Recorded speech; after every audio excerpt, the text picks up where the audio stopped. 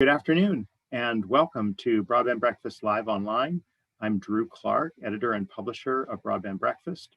And today, June 9th, 2021, we're going to be talking in the second of five-part discussion on digital infrastructure investment.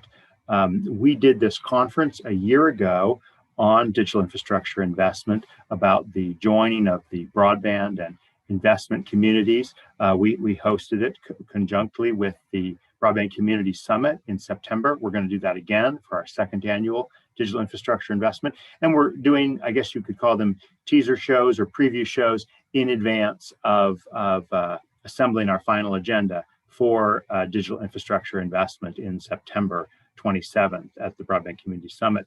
Last week, we heard from some small internet providers and how they were reacting to the Rural Digital Opportunity Fund, and a particular reference on how RDOF may have driven more mergers and acquisitions than perhaps was expected. So that was an interesting discussion with practitioners on the ground. Today, we're going to be talking about the investment implications of a federal broadband infrastructure bill, but we will also be speaking more broadly about the various aspects in play of broadband infrastructure, both the past, things that have already passed Congress, the present, and some of the activities in the agencies and in the states on broadband, and the future. And we've got a wonderful guest who I'm very happy to welcome back to Broadband Breakfast Live Online. I'll introduce in just a moment. And that's today. In the coming weeks, with a particular reference to next week, we're going to be talking about innovations in broadband business models, focusing on open access case studies. That's a very exciting panel next Wednesday, 12 noon Eastern time. We're looking forward to the coming weeks. The 23rd, we'll be talking about physical infrastructure and its impact on digital. And then on the 30th, we're going to be talking about real estate and digital real estate investment trusts. So that's a look ahead for the month of June during our Broadband Breakfast Live Online. I also want to mention to those of you who are watching us live on Zoom or on any of our other platforms to make sure to learn about and join the Broadband Breakfast Club. We are gearing up to launching our physical in-person club in the fall, and for the month of June, we're offering a special discounted rate to be a member of the Broadband Breakfast Club. So with those preliminaries out of the way, I'm very happy to now welcome Christopher Mitchell. So let me go ahead and show Christopher. Christopher is the director of the Institute for Local Self-Reliance's Community Broadband Network Initiative. And Chris and I and the Muni Networks project at Institute for Local Self-Reliance have worked together, collaborated on some reporting, some projects on open access and on other topics. I'm just, always in awe of the knowledge that Chris brings to the topic, the way he really connects people in the public broadband space as well as more broadly. And again, his takes on some of the things that are evolving. So with that, welcome, Christopher. Tell us a little bit about some of the observations you're having about broadband and broadband infrastructure in 2021. Thanks, Drew. It's very kind of you. I feel like I'm in awe of all the things I'm still trying to learn, all the papers I have that I'm trying to read. There's so much information out there. It's very hard to keep track of a lot of good people doing good work and more people entering this field on a regular basis. We're tracking a lot of different things. We're tracking unprecedented federal investments historically that have already been made, and then talk of yet further unprecedented investments that would even eclipse those that have been made this year or the very end of last year. We're trying to get a better sense of what's happening everywhere from cities and places that are using CBRS to rural areas where we're seeing wireless and fiber deployments that are making sure everyone can be connected, to tribal lands where we have this wonderful 2.5 gigahertz opportunity, among others. I think at this point we've seen more than 400 federally recognized tribes receiving licenses to operate, licenses for that spectrum, which often cover only a part of the lands that they're responsible for. But nonetheless, no one saw that coming last year. When Chairman Pai made the decision and pushed through the tribal priority window to make that happen, originally it was going to be a month or two window, and people thought in DC that there would be maybe a dozen tribes that would apply for it, and more than 500 did apply. 400 of them have received their licenses. So there's so much stuff going on in every aspect of broadband right now across the country. That's exciting. So Chris, let's kind of break this down by past, present, and future. And by past, I mean the American Rescue Plan that has passed Congress, even the appropriations bill from last December that included the emergency broadband benefit. Give us your take on emergency broadband benefit, EBB, emergency connectivity fund, ECF, and really some of the activities that lead into what states are actively doing and considering right now. Yes, the emergency broadband benefit you listed first is unprecedented investment to make broadband more affordable by taking up to $50 off of the price of broadband for many people. We've seen any number of a lot of small providers. I think there's more than 800 providers. Is that right, Drew? Do you remember offhand?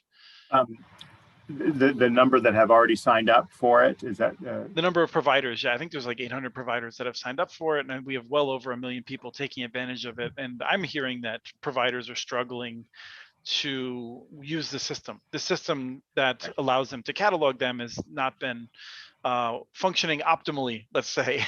Well, so it is extremely convoluted. I mean, all bureaucracy gets a bad rap, but I mean, perhaps a deserved bad rap. But the Universal Service Administrative Company, which is the entity that ends up being the collector and disperser of funds pertaining to the Universal Service Fund, is particularly bad at making things complicated, making things hard. It's just not as easy as it ought to be and can be in other government programs. Yes. And that's disappointing, although perhaps somewhat predictable. Just small ISPs dealing with the FCC continuously find that the FCC seems to design its systems to work well for the companies that have a lot of lawyers, the larger companies. Exactly. It's incumbent friendly, no doubt about it. Yes, but we see tremendous investments being made, and I've talked to local providers. On my Connect This show, we've talked a lot with Travis Carter, who runs USI Fiber in Minneapolis, about what they're doing. And the EBB opportunity has spurred them to do more in terms of connecting low-income people. That's a private company. We talked with Cruise.io in Santa Cruz and what they've been doing to deliver $15 a month service, and they'll continue doing that after the EBB happens. But what the EBB does is it gives a chance for a lot of these providers that have been trying to do their part to get some of that money back. So for some period of time here, maybe it'll be 4 months, maybe it'll be a year, depending on how many people sign up to take advantage of the program. A lot of these companies that have been floating some of the people who cannot afford to pay their service because of challenges in their lives relating to COVID-19, they'll be made whole. And I think that's good. I think it's good that we're doing that sort of a thing. What concerns me is with the other programs that we're about to talk about, that there's been no real effort. And in fact, there's been, we'll talk more about this, but there's been a backsliding even of what's possible in terms of being ready for the next major problem. What we're seeing is Congress and states having dumped a ton of money into temporary programs and done almost nothing to develop sustainable solutions. We are going to spend in excess of maybe $20 billion of between the CARES Act and the various pieces of legislation that have been passed to try to make sure people are connected in their homes. Almost all of that money will have gone to temporary solutions that will not result in sustainable access once the money runs out. That is just deeply disappointing. Yeah. And let me stop you there. Let's kind of drill into two aspects of this problem. one about the EBB and the other about the ECF. So in fact, both of them, the first point applies to both of them. There's this kind of emerging sense in Washington that there's a problem being created, perhaps deliberately, and the problem is we're going to spend so much money on broadband that it's not going to be sustainable to run the Universal Service Fund on the current contribution level at which assessments are made. And so the sense is it's kind of like the path is being paved for starting to fund broadband out of general revenues, right? Or spending more than 10 billion on an annual level, right? That's what we're at now with like you said, 3 billion, 3.2 billion in emergency broadband benefit, about 7.1 billion in emergency connectivity fund. That's more than 10 billion in addition to the 10 billion annually, or give or take a billion or so, from the Universal Service Fund. And so that's kind of creating this problem. And I think it kind of builds into this other one that I want to talk about now, which is, like you, I'm a big supporter of allowing communities to do what they want to kind of get something different, get more competition, get systems that enable new options for broadband besides anemic, DSL or cable with good downloads, but very, very limited uploads, or other technologies that may be good for their particular element, but don't have the best broadband, the highest capacity that we need. And so here's my second point that I'd love your feedback on. The FCC really began to make a lot of good changes to the E-rate program beginning around 2014, 2015, enabling a lot greater flexibility for the recipients to build their own systems, right? To not just use that money out the door to some other party, but to almost like use it in a CapEx sort of way. So is that kind of what you're getting at, Chris? And what does that kind of lesson speak to on fixing the E-rate and the emergency connectivity fund? Yes, and I think it's useful to start. I think it's incredibly important that we think about these things from a financially responsible manner. I think that there's a criticism sometimes that people that want to solve problems of poverty sometimes throw money around too much. I don't think that's always accurate, but I'm sensitive to being lumped in with that criticism. The E-rate changes have been around how do we spend the money most effectively, which is to say that if it costs the federal government less money for a local school district to self-provision a network rather than leasing it, then that's what we should be spending the money on, because we will save taxpayer dollar. Or in this case, taxpayer is a term that as people who are in the weeds know, it's actually, this is a fee, it's not a tax in the same way. But nonetheless, public dollars should be spent wisely. And the question is, when it comes to how we're making sure students are connected, particularly in times of a pandemic when they are not able to go to school at all, what is the most cost-effective way to do that? And it seems like the FCC has more or less settled on basically the school districts should be conduits for public dollars to give them to private entities. Now, later on today, I'm taking part in repeat that point. Are you saying they should, or they should be more than that? That is the FCC's point of view regarding the rules for the Emergency Connectivity Fund. And when there's a 3-2 FCC, we might see something different. I mean, I'm one of the less savvy people in terms of understanding the internal politics of the FCC of all of your guests. And so I don't know how much of this is the result of having a 2-2 FCC versus a 3-2, on which the Democrats would have a majority again.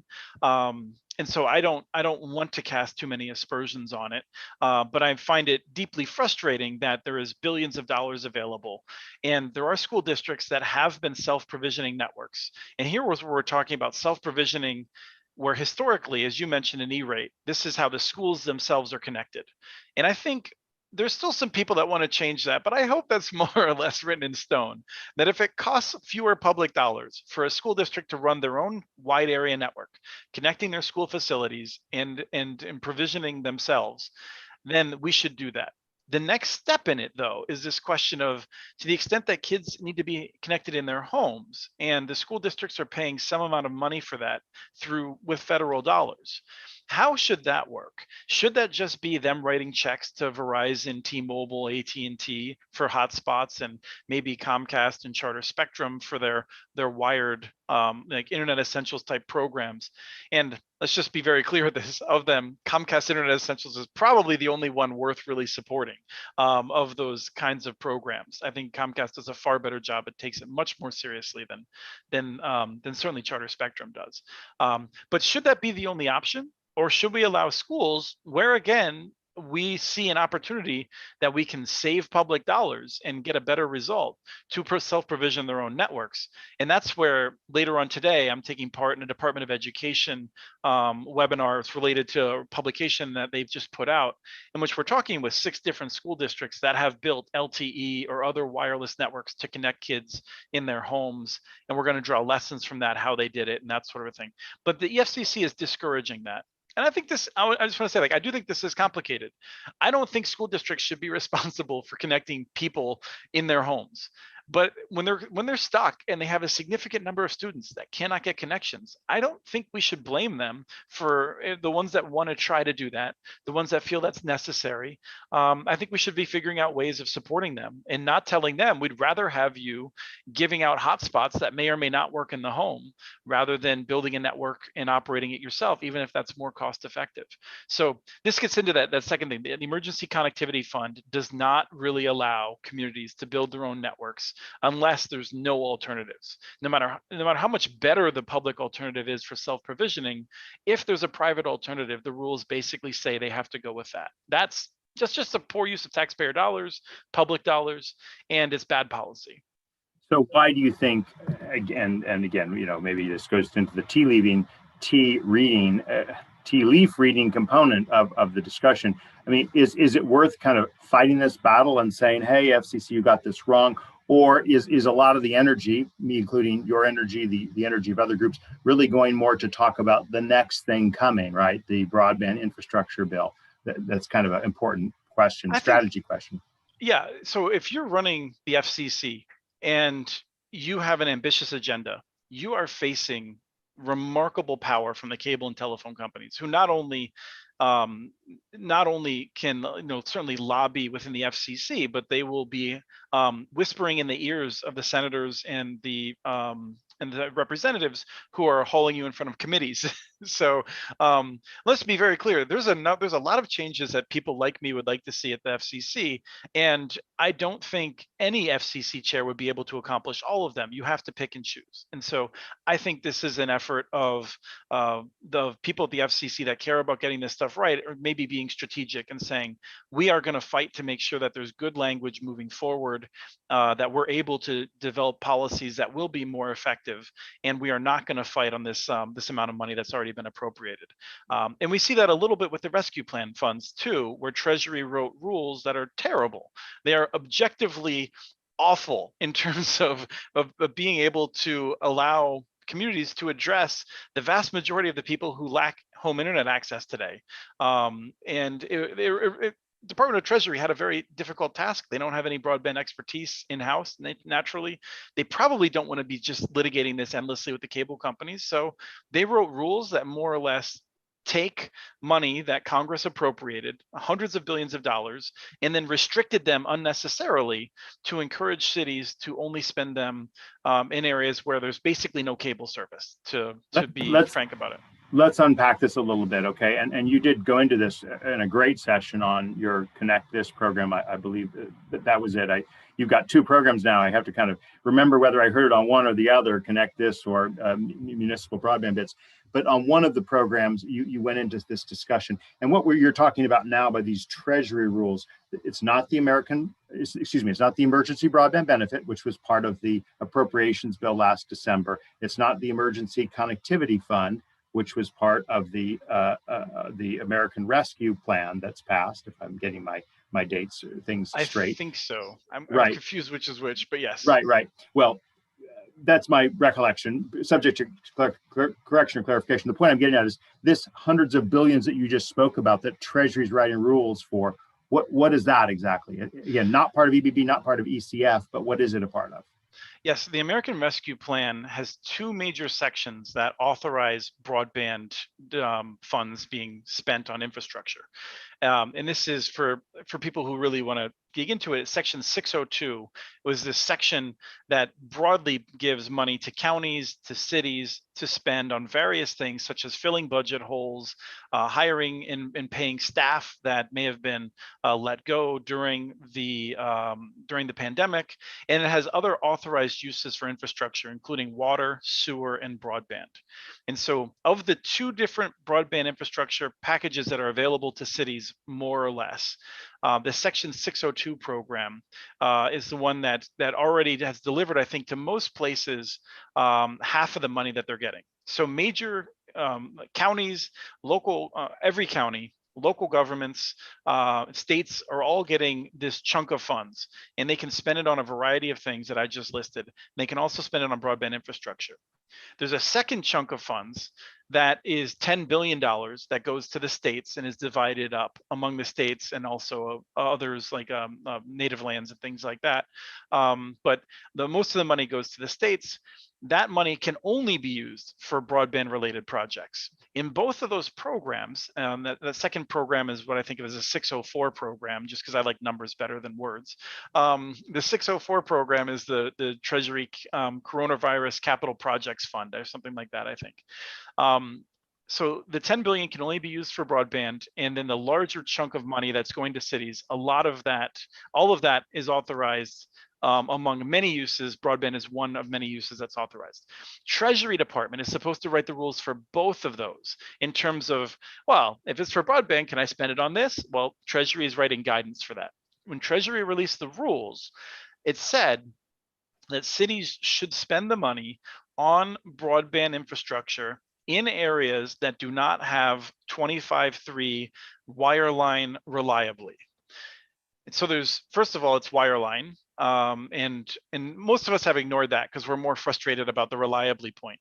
I mean, the rules have about 7 or 8 pages. I think it's like pages like 72 through 79 or something like that in the Treasury guidance for it.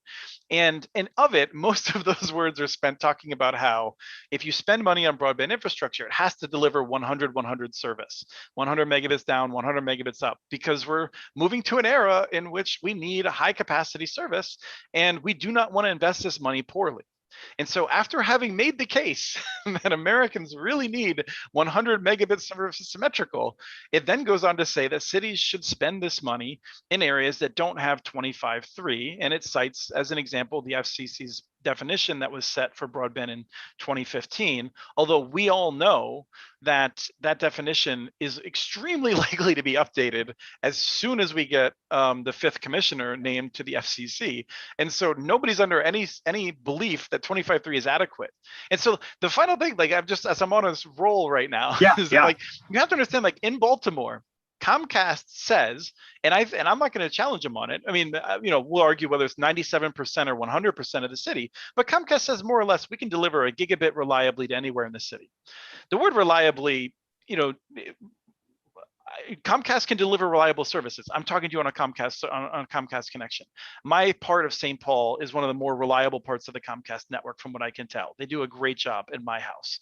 And I know engineers in other parts of the city who are having problems. So there's a difference, but we don't, like, how are you going to define that? But here's the thing, right? In Baltimore, Comcast can deliver a gigabit reliably anywhere in the city, they say.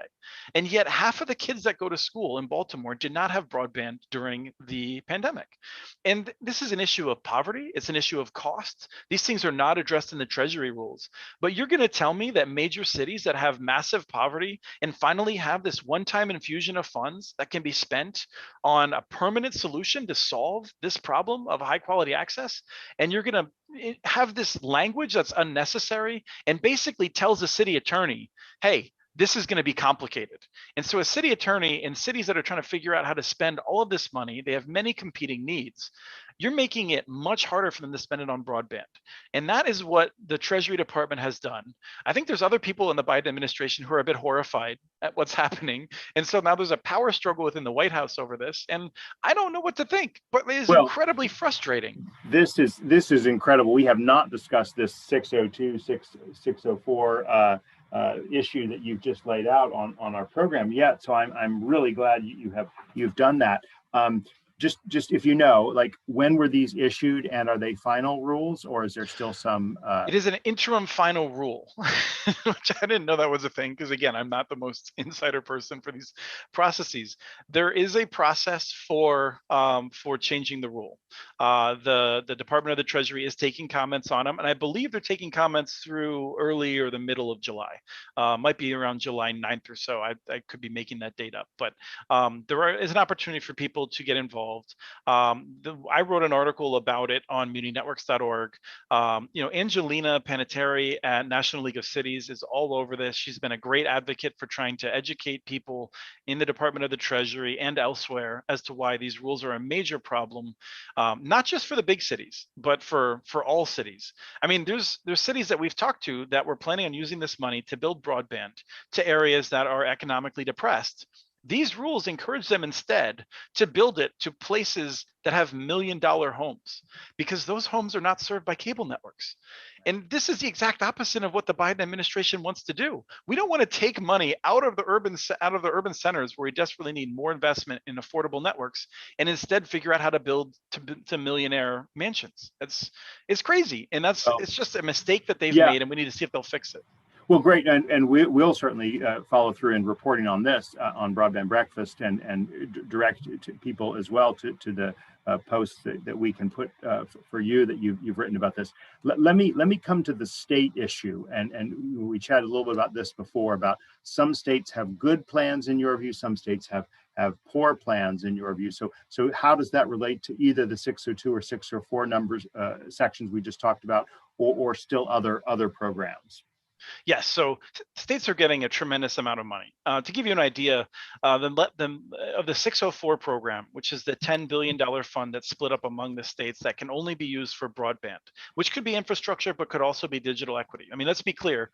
I spent a lot of time talking about what they got wrong, but this money can be used on digital equity. That's important. They got that right. The White House understands the importance of that, I think. So the $10 billion that can be spent in the Section 604 program will deliver a minimum of $100 million to every state. In the history of states providing broadband grants, most of them in aggregate have not spent $100 million. So this is a truly unprecedented amount of money. New York, I believe, is slated to get on the order of $350 billion. California probably in that area. Minnesota is like 179 million, I think. Did I say 350 billion? My B's and my M's are wrong. Yeah, I meant million. Boy, what could you do with that? That might be a misallocation of funds. So this money is tremendous, and states are developing plans on how they plan to spend this money. And that's just from the $10 billion fund. There's also, I think Massachusetts is getting like $8.8 billion of that larger 602 program that's meant to be used for a variety of things. Some portion of that could be spent on broadband infrastructure under the rules. Do you know what the number of billions is in the 602 program versus the 604? I think it was like 350 billion, but again, that's split across states, counties, local governments. And it applies to non-broadband services, right? That's right. Yeah, I think a lot of places will be using that to fill budget holes as a result of pandemic-related challenges. Okay. So back to the 10 billion on the 604. Right. So states like Maryland was one of the first, and it said we're going to use the money this way, and they listed out how they plan to spend a significant amount of that money. This was before the rules from Treasury were released, and I've not seen if they have changed their mind much. But for instance, Maryland was going to put $45 million into municipal broadband. We don't really have a sense, I don't have a sense, maybe others do, of how that breaks down. Certainly not all of it would go to Baltimore. There's a lot of cities across Maryland that have needs, some of which may even have claims to being largely unserved. So Maryland was embracing municipal broadband. California has embraced municipal broadband, which is, as you know, very close to my heart. Not exclusively. I mean, none of these places are saying we're only going to do municipal broadband. Many of them are have plans of distributing it in a variety of ways. But in California, they're going to spend a lot of it on a middle mile open access network, something that anyone who watches Broadband Breakfast knows about open access at this point, I'm sure. But I think that would be a wise expenditure, provided that they do it right, they can get it out there, to make sure that everywhere in California is relatively close to an affordable access point to the rest of the internet effectively. And then they were going to put another $500 million into a very innovative financial pool that would allow counties, cities to borrow from capital markets or in other ways. And then they would be able to use that as first loss or in other ways that would basically, without getting too into it, I mean, I I have some understanding of how this works, but I also have a tolerance for people's amount of how much I want to get into financial magic of this. But the $500 million pool is meant to basically help lower the cost of borrowing from localities, to give confidence to investors that even if some of the projects in California don't work out, because these are going to be ambitious, challenging projects in highest cost areas of the state, that the state would be making sure that it was taking losses before any investors do. Now, that was what the governor proposed in May in a very sensible approach, and we're worried that the California legislature might not act on it.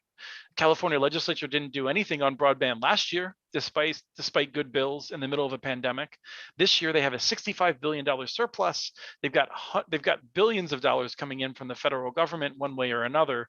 And if the legislature does not reform the way it deals with broadband, that would just be a tragedy. Because let's be clear, California right now says if you're in a rural area and you're getting 6.1 megabits a second, or if that's even being advertised to you, basically, then you are served. And that, in the state of California, is remarkable.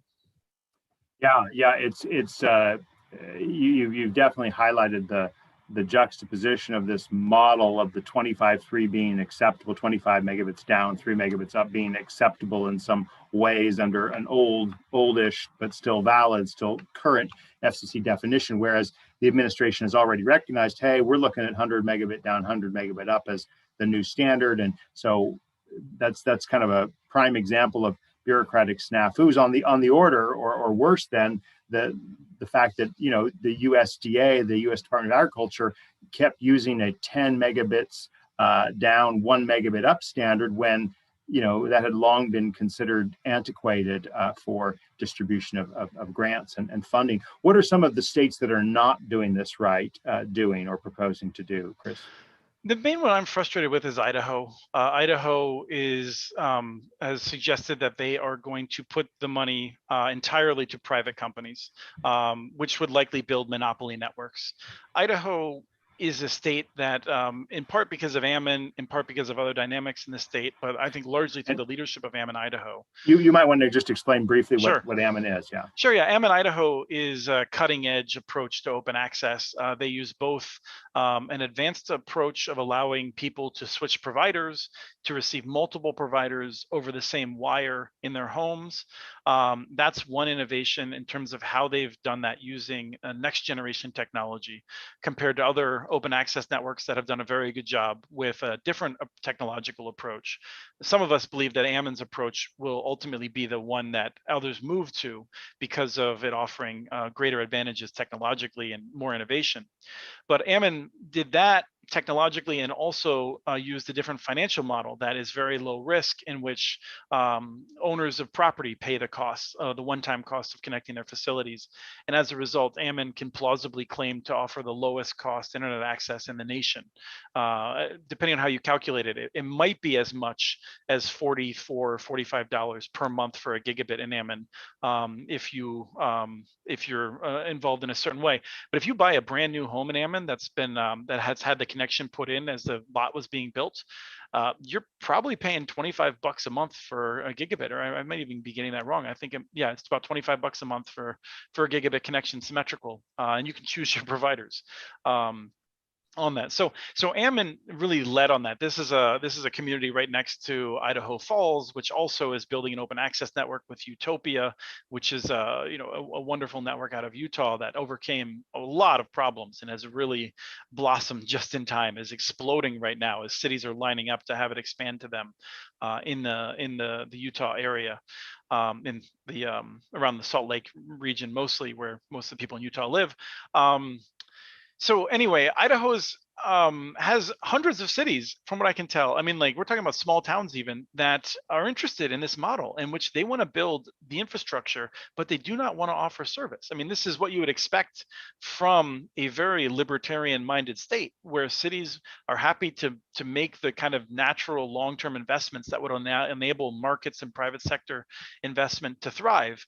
And there's a lot of interest in it. I think very conservative governor is somewhat supportive of it, but the cable lobbyists and the cable industry doesn't even cover much of the state. But like they just have enough people in the legislature to keep setting the rules and making it harder to expand that model of open access across the state. And it looks like rather than using this one-time fund to be able to just demonstrate the power of building networks in this open model, even if they mostly do a lot of middle mile and whatnot, and then unleashing hundreds of thousands of new customers for private sector competition. Instead, they're probably going to try to build more monopolies, and that's just deeply disappointing.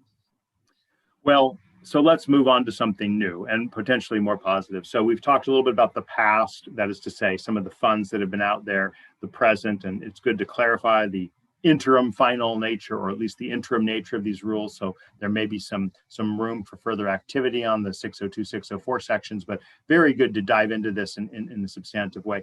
And now let's talk really about the subject for our discussion as advertised, and that is the way the federal broadband infrastructure bill, the shape of it. We together, MuniNetworks.org and Broadband Breakfast, published a series of articles on the okay, I'm going to mess the acronym up. The Affordable Accessible Internet for All Act. Affordable AAIA. Accessible Internet for All Act by Representative Clyburn, Jim Clyburn, the House Majority Whip. And Senator Klobuchar introduced it in the Senate. And Senator Klobuchar of Minnesota, your state there, Chris. So that's one of the bills out there. And we're still kind of, I mean, at least as far as we can tell in focusing on this, there's not yet a, anointed legislative vehicle, but there's lots of discussion about which legislative vehicle it will be.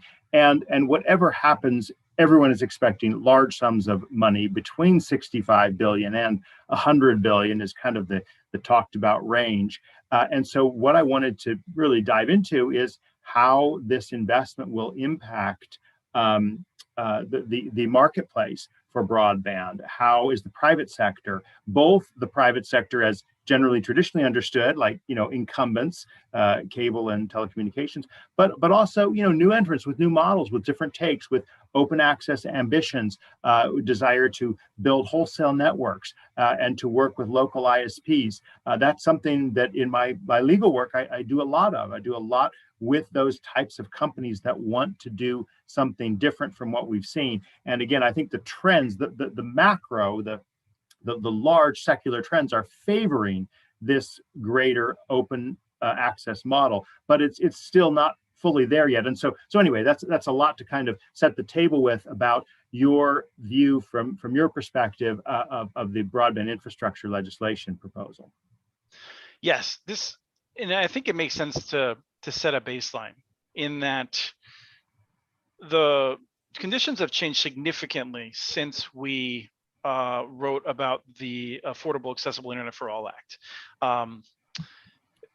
in part because of 5G, which I, we've talked about, and I've talked about in many cases in which I feel like it's largely overblown. But one place in which it is not overblown is it's not doing much to change our home internet access.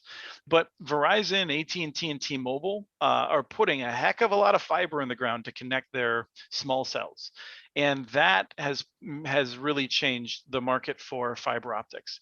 They're also putting a ton of handholds and vaults in the ground, which are those things that when you walk over, you see a little concrete kind of a rectangle that has a name of electric provider or something like that. Those costs are going up significantly. And so when I'm talking to some of the ISPs that I talk to, public and private, they're talking about seeing significant cost increases and challenges of even having some of the smaller folks of having orders filled, having orders delayed. Because when you're in a situation in which the industry is stretched this thin, if you're manufacturing this stuff, are you going to risk upsetting a large client who is responsible for hundreds of millions of dollars or billions of dollars of orders for you, or are you going to run the risk of upsetting a small client who does millions of dollars worth of orders? Well, it's those smaller clients that kind of get harmed. So the supply chains are in disarray. And we are hearing that as of a month ago, even some vendors were asking ISPs for their deployment plans and how much equipment they expected to order for the 2023 build year, which is not next year. It's clear that you have to order your stuff at least 12 months in advance for most people, but others are doing 2023 in terms of this. And in fact, Travis Carter, who said on one of my shows, I'm pretty sure, regarding USI Fiber, they're actually building a warehouse because the supply chains are in such disarray. They have to order so far in the future, and there's such uncertainty that they have to order well in excess of what they need in order to make sure they'll have it when they need it. So they need to store it for some period of time, which further creates a problem, right? We're just at the toilet paper a year ago, right? Like it's a classic thing of like a rational response to hoarding. Fiber's the new toilet paper, right? Right. Well, so anyway, I'm kind of, I don't want to get lost on that. I'm sorry. Well, no, but it's important, right? So are you saying this is traceable to 5G, or are there other factors? All the different, I think it's RDOF. I mean, a lot of the, for instance, like the rural electrics that are building and got RDOF money, they were ready and they're putting their orders in. And I think they do not anticipate any challenges from the FCC in terms of their business plans, their ability to execute. Other providers that we might be seeing the FCC do increased due diligence on because they don't have the same track record, or they might be so much more ambitious in what they're trying to do. I think some of them may have put in orders and may have reserved capacity in very large amounts because some of these providers need to basically the entire output of a fiber optic factory for a year in order to meet their obligations. So there's just this tremendous need out there between the RDOF program, the 5G investment, the fact that we are seeing a lot of investment from private companies. I mean, there's a real renaissance right now. You look at MetroNet, you look at they're building in, I don't know what, they're in like 80 cities now or something like that.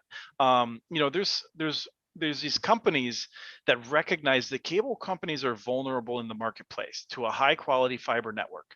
And so they're buying up equipment. There's just all kinds of investment that's happening. And together that has along with the pandemic disruptions, has resulted in a real increase in demand without the ability to increase supply. It takes so many years to build a new fiber optic facility that one might not have been able to expect this. If you're back 5 years ago and you're Corning, are you able to like forecast you're going to start bringing a new facility online in 2018 because there's going to be a global pandemic? No. Right? So then on top of that, this potential of $65 billion, $100 billion being spent also sends messages to vendors that they should be increasing their prices. And that's what we're seeing. And then let's just say, well, the other part of the baseline I wanted to establish was what's happening in the supply chains. And then the other piece of that is that labor is tight as well in terms of trained labor, because there's so many people that are trying to install, so many firms that are looking for high quality labor, that we expect labor prices to go up in ways that we haven't really seen over 10 years. So between the costs of equipment and the costs of labor, costs for providing broadband access, particularly in new areas, is going to be increasing much more significantly. So this is a bit of a paradox, right? I mean, we're trying to solve yes. some of the problems of broadband by spending money, and you're basically tracing this. Your take here is that it's driving up prices, literally prices of service. So is that what you're saying? And what are the kind of solutions if that's really the problem? Yeah. I mean, from my point of view, which is like, I mean, I've shared more or less what I know. This is like, other people are much better at understanding what one does here. But I think one of the things to understand is that a federal program that's going to put money into this should be designed to do it over a longer time horizon. We do not want to dump a bunch of money in so that people can learn how to engineer networks with federal dollars, right? We want some new entrants certainly that will do a good job, but we want the existing companies that do a good job of engineering networks to be able to increase their capacity, which doesn't mean doubling them overnight. It might mean doubling them over 2 or 3 years. So when I look at how to put federal dollars out, it would be not trying to dump it in immediately as soon as that money is available. It would be putting it into a fund, dribbling it out over time to certain kinds of projects that are able to meet certain standards, I suppose. But I frankly, I don't know entirely what one does here, except for holding on, because it's not an option to say, well, we'll just wait another 4 years to see how it shakes out, right? Whether you are in an area that has no broadband access, or whether you're in an area that seems to be well covered by flawed federal statistics, we need to get better solutions out to those folks. And so I think we need to be aggressive, and we need to accept that it will cost more than we thought. But when I see the federal infrastructure bill estimates for broadband going from 100 million or 100 billion to 65 billion, I don't freak out. I think, okay, what's important to me is that we get the rules right and not that we necessarily hit a large round number. And let me say one thing. No, go ahead. And that's it. Of that money that's talked about, we're talking about like 1 or 2 billion for digital inclusion efforts. That money needs to get done. That's money that needs to hit the streets today. Like, there's organizations that need to scale up. We need to do trainings. National Digital Inclusion Alliance has done a great job exploring how even giving out free devices, which some schools did to households, many of them were not turned on. Barriers to broadband, the largest single barrier is price, from what we can tell and looking at a variety of indicators. But it's not like 90%. It's not like you get rid of that problem and almost everyone gets connected. Yeah, there's a big problem with the knowledge. And well, look, you've put more back on our plate, but let's get some of these questions here that have been come out. James Renard asks, what is the order of magnitude of the increase on fiber you are seeing compared to 12 months ago?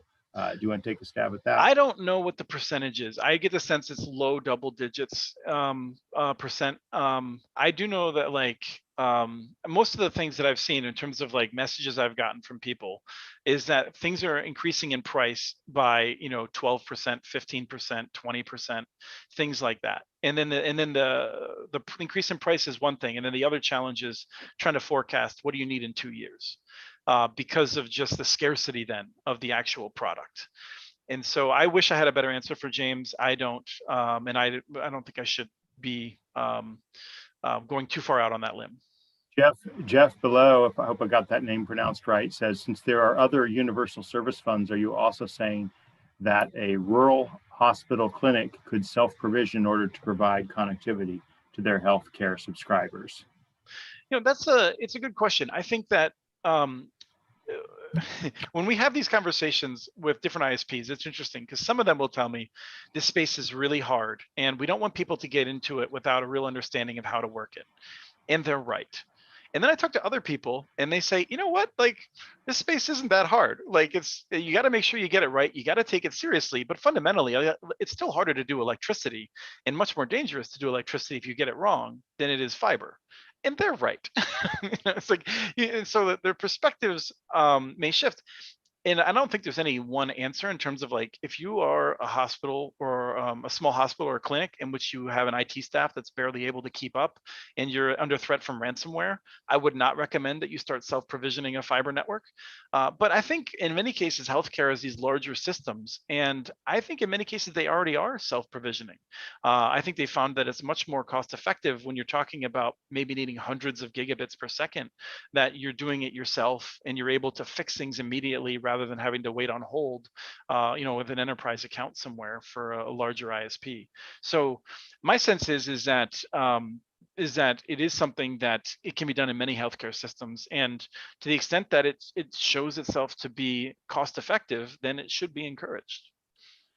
Chris, you know that one of the things that I've been really supportive of is the evolution and emergence of an open access ecosystem. In some ways, we're seeing this. It's not necessarily a policy-driven phenomenon. It's sometimes it is, right? Sometimes there are ways that a network. You mentioned Utopia Fiber earlier on. They were municipal entities in Utah, in the Wasatch Front and elsewhere, came together in order to offer broadband service. There is or became a state law that forbade them from offering it directly. Whether because of that or because it was more natural, they arrived at the open access model where they are the operator of the network, whereas there are 25 or more providers competing on that network. That's also what's happening in Ammon, Idaho, which you mentioned and discussed. And it's happening in more and more places across the country. Companies like Sci-Fi Networks, Next Level Networks. You had a great piece on Muni Networks about Washington State and the public utility districts and their role in this. Let's just talk a little bit for a few minutes about what could go right and what could go wrong in the federal infrastructure bill that might impact these sorts of networks. What are some things that you might suggest policymakers look at so as to, not stifle or encourage this development that we're seeing more and more? And last point, one reason I think I'm so optimistic is because it does give municipalities a way to, facilitate through a natural role they have as stewards of their rights of way, while also stepping back and saying, hey, we don't necessarily want to run this network ourselves. We're happy to have multiple providers on this network that is operated by them or by someone else. So anyway, that's a lot that I'd love your thoughts on this topic. Yes.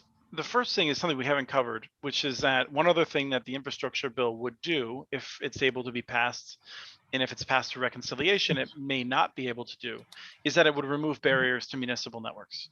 We're down to 17 states now that have barriers on municipal networks, but as of last night, Ohio is considering creating a new barrier that would not just prevent some municipal retail model, but also open access models. It's blatantly anti-competitive and it's just a very bad idea, but the Ohio legislature is rapidly moving forward on that. So I know we have at least one person in here from Ohio, so strongly encourage people to take a look at that.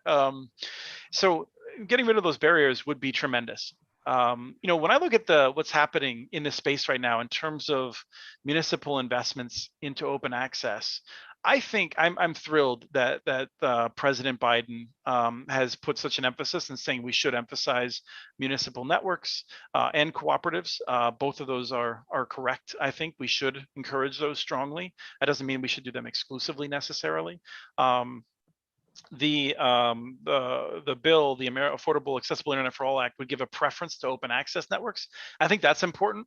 I've been nervous about requiring open access as a condition of getting federal dollars because I think it would slow down investment in rural areas. I think that ultimately we'd probably end up in a better place, but I'm deeply nervous about making that decision about a trade-off, saying to people in rural regions that you should wait longer for broadband than you want to because we think that this open access thing will be really great.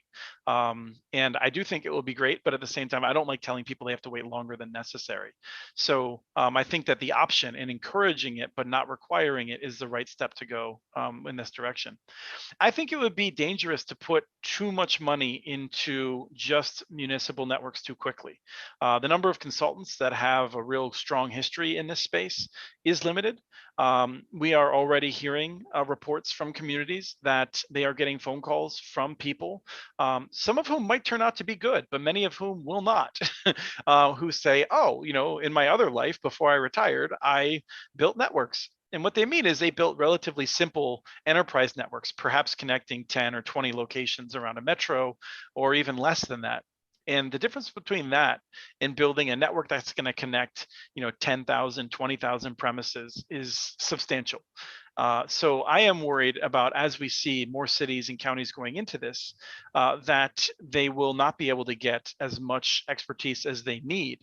And so there's a reason to not try to, again, reach out and put much more money into this space than could be reasonably spent over a shorter period of time. That's something that I think could go wrong.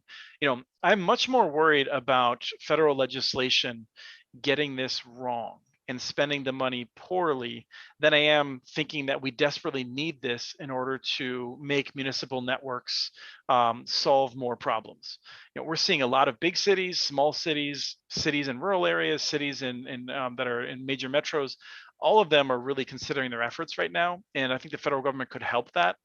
The most important thing, I think, is that we don't rush in and make a lot of hasty decisions in a time when the markets are in this disarray.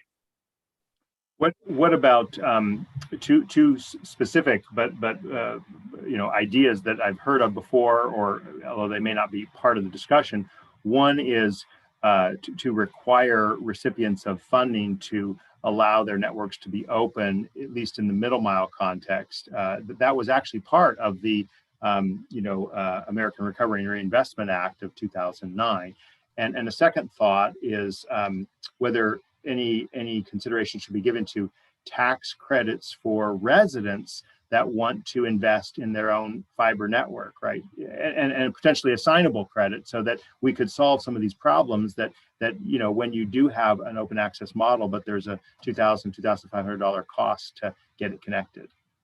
The part of me that is an American that just generally believes in good tax policy says, no, we need a simpler tax code, not one that's full of lots of really good little ideas. But at the same time, as long as we're going to have a convoluted tax code that requires an army of CPAs to manage, then yes, we should absolutely create opportunities for people to invest in infrastructure without having to pay taxes on it. I think that makes sense. The first question.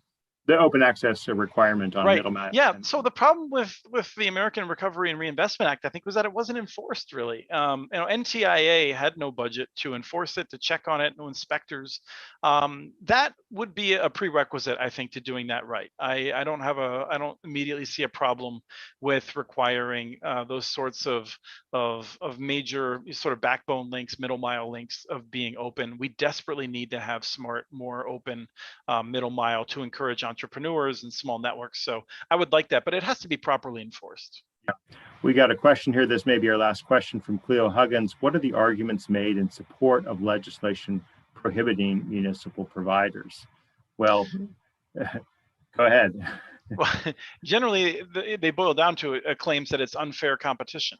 And I don't think that's accurate. In fact, we did a recent show, Connect This, in which we talked about the most significant claim of unfairness is that cities have access to lower cost capital. And we don't think that's true anymore.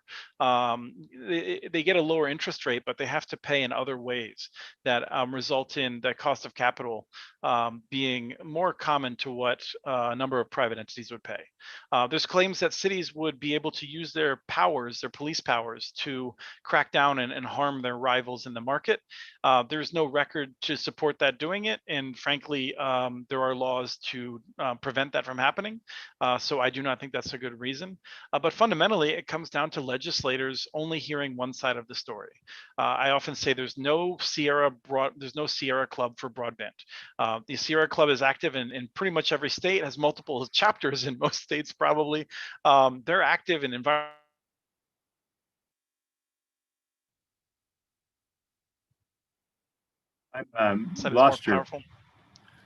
I lost your audio for a second, but you've come back. You were just saying the Sierra Club Zoom tells me my connection is unstable. So Comcast is very reliable, but obviously not perfect in my case.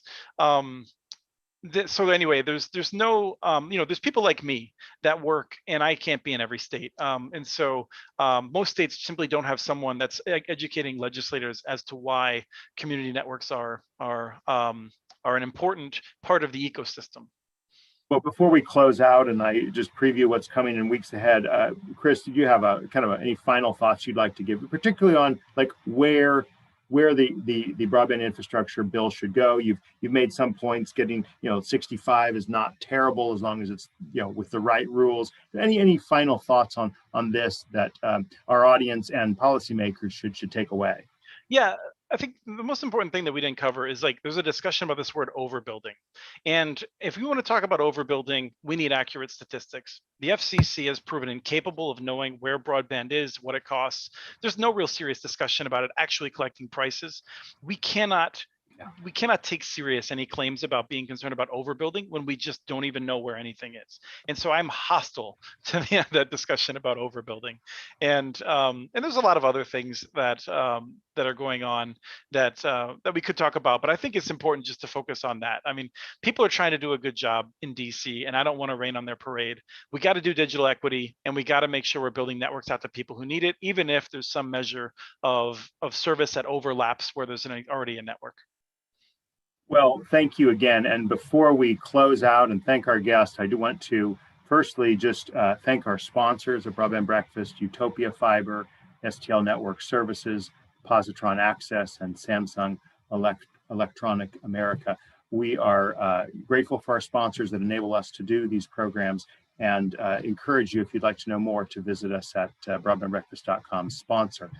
Secondly, I just want to remind you that next week we're going to be talking about open access networks and the innovation that's happening in the business models for broadband. Very appropriate towards this theme of digital infrastructure investment that we're on during the month of June and in lead up for our mini conference at the Broadband Community Summit on September 27th.